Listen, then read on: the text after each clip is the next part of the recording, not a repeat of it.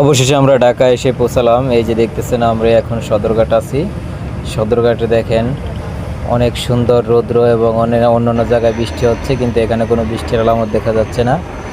খুব সুন্দর রৌদ্র এবং খুব সুন্দর আবহাওয়া। ঘাটে এসে আমরা পৌঁছালাম। ঘাটে একটি মাত্র লঞ্চ রয়েছে।